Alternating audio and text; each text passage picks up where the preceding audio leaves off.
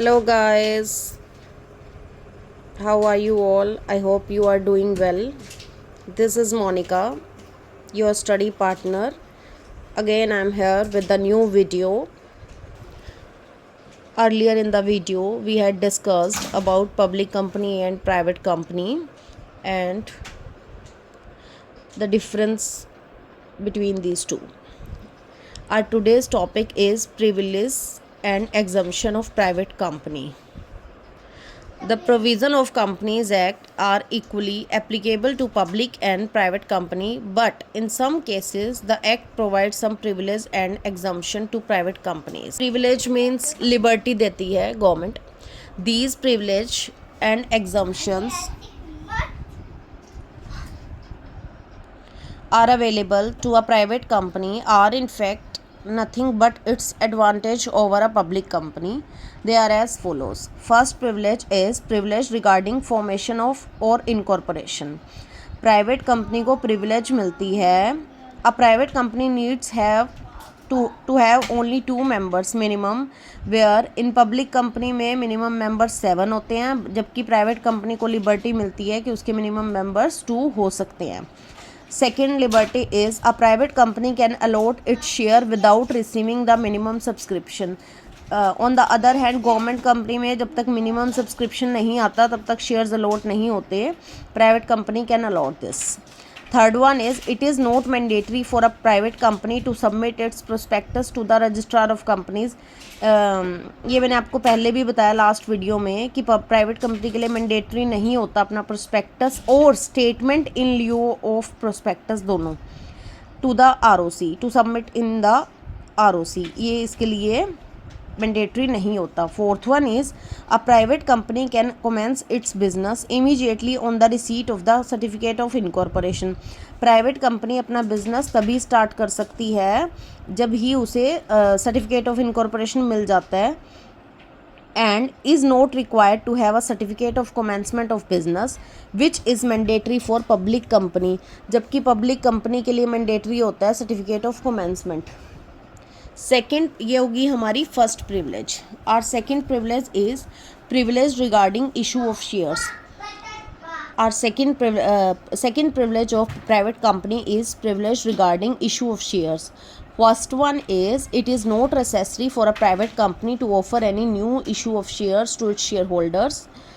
क्या बोला मैंने कि प्राइवेट कंपनी के लिए ये मैंडेटरी नहीं होता कि अपने शेयर्स किसी भी शेयर होल्डर्स न्यू इशू अपने शेयर होल्डर्स को दे. That is it may offer such share to any person if may want. वो किसी भी पर्सन को अलॉट कर सकते हैं फ्रेश शेयर जिसको वो चाहें.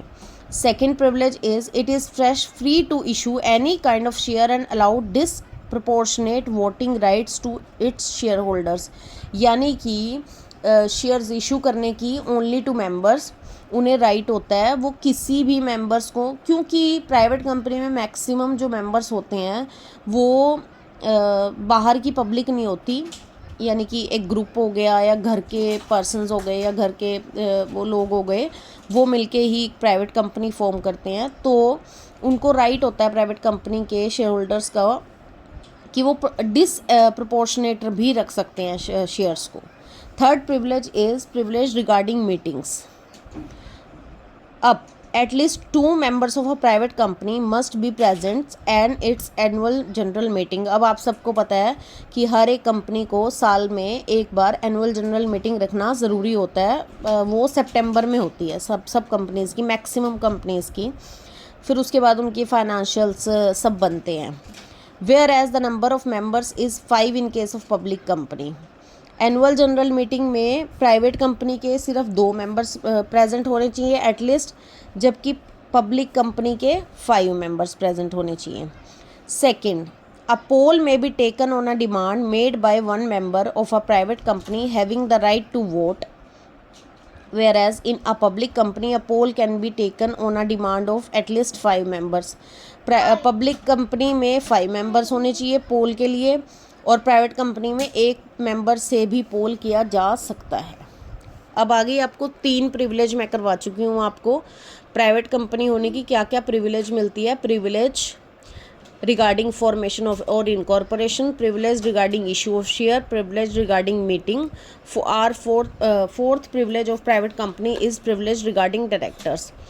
A private company shall have at least 2 directors, whereas the minimum number of directors of a public company is 3. Private company में 2 होते हैं, पब्लिक कंपनी में 3 होते हैं. A private company may appoint 2 or more directors by a single resolution, and the directors need not to file their consent to act or take up qualification shares prior to their appointment. जो private company है वो 2 और मोर directors को एक single resolution से भी appoint कर सकती है. ऐसे डायरेक्टर्स अपॉइंट नहीं होते, रेजोल्यूशन पहले डालना पड़ता है. तो प्राइवेट कंपनी में 2 से ज़्यादा डायरेक्टर भी सिंगल रेजोल्यूशन से अपॉइंट किए जा सकते हैं, और डायरेक्टर्स को अपना कंसेंट भी फाइल करने की ज़रूरत नहीं होती, और क्वालिफिकेशन शेयर्स भी लेने की ज़रूरत नहीं होती prior to their appointments. A special notice of 14 days as required by section 161 of the act for appointment of the new director is not necessary in case of private company, provided it is not a subsidiary of a public company. सिर्फ एक 14 दिन का notice होता है under section 161 of the companies act. Special notice जिसे बोलते हैं, special notice of 14 days as required by section 161 of appointment of new director is not necessary in case of private company, provided it is not a subsidiary of a public company. वो company जो private company है वो public company की subsidiary नहीं होनी चाहिए. Next one is the directors can freely vote on matters relating to contracts in which they have an interest. इसमें director freely vote कर सकते हैं अपने मैटर्स में. The director of a private company need not retire by rotation, and the restriction of appointments and advertisement of director do not apply to a private company. जो public company होती है उसके directors पे तो बहुत restrictions होती है. पहले ऐसे अपॉइंट नहीं हो सकते, कंसेंट देना पड़ता है.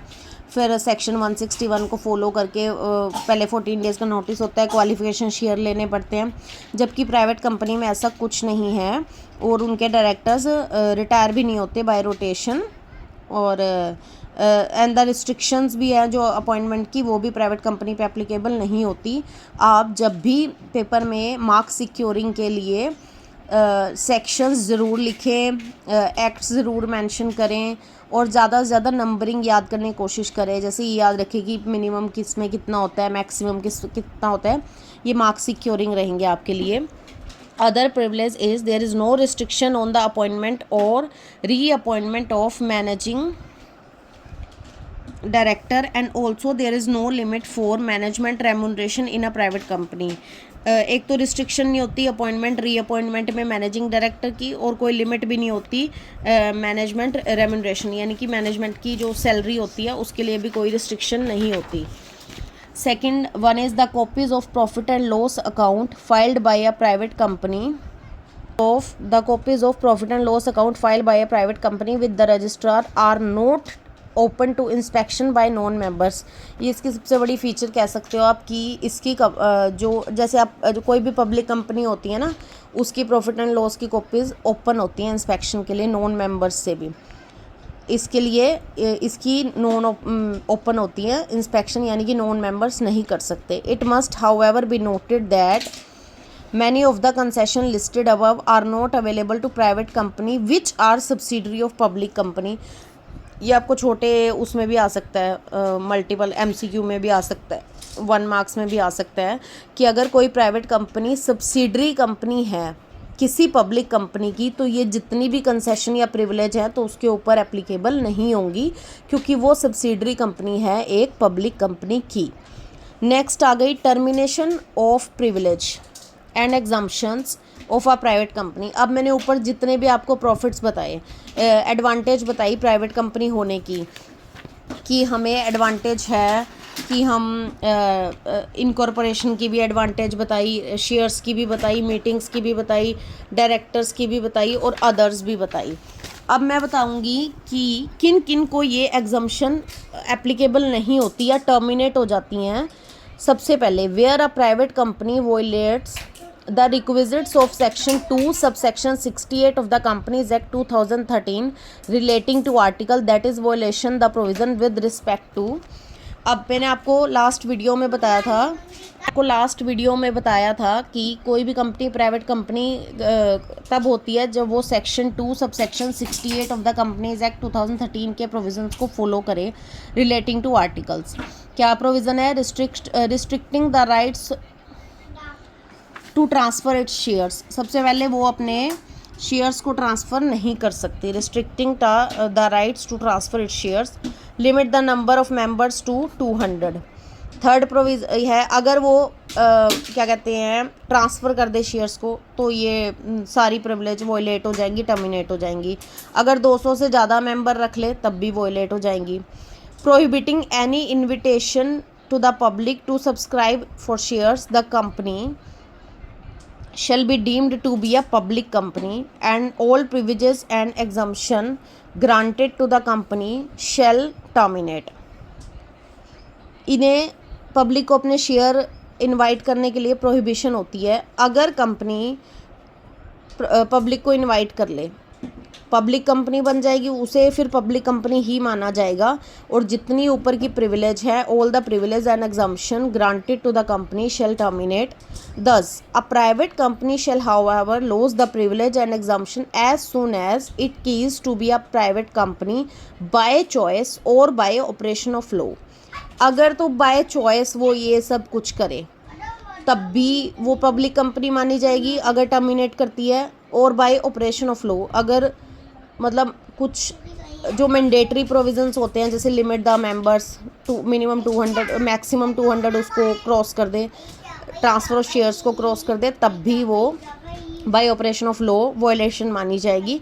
But a private company which is और become the subsidiary of a public company shall continue to avail of the privilege और and concession uninterrupted. But a private company which is or become the subsidiary of a public limited company shall continue to avail the privilege and concession in interrupted. Next one is okay, इसमें हम इतना ही करते हैं। Privilege and exemption of private company, ये आपको सारी privilege बताई मैंने। फिर उसके बाद टर्मिनेशन बताया मैंने आपको समझ आ गई ना ये तीनों termination. First, restriction the rights to transfer its shares. Second, limit the number of members 200। Third, prohibition and invitation to the public to subscribe for share the company shall be deemed to be a public company. वो public company बन जाएगी और उसकी सारी privilege और exemption जो उसको grant की गई वो बंद हो जाएंगी, टर्मिनेट हो जाएंगी। Thus a private company shall however lost the privilege and exemption as soon as it ceases to be a private by choice और बाय ऑपरेशन ऑफ लॉ। ये भी आपको समझ आ गया। बट अ प्राइवेट कंपनी जो कि अगर किसी सब्सिडरी है पब्लिक कंपनी की shall continue to avail the privilege and concession in uninterrupted. I hope आपको ये समझ आ गया होगा। अगर आपको कुछ भी परेशानी है या कुछ भी समझ नहीं आया है तो आप मुझे कमेंट करके पूछ सकते हैं, तो आप मुझे कमेंट करके बता सकते हैं। नेक्स्ट टॉपिक भी हम क्या रखें आप वो भी कमेंट करके बता सकते हैं जो आपको समझने की ज़रूरत है। और प्लीज़ अगर आपको ये वीडियो पसंद आए तो आप मेरा चैनल लाइक कीजिए, अपने दोस्तों के साथ शेयर कीजिए और सब्सक्राइब कीजिए, फॉलो कीजिए। Thank you so much.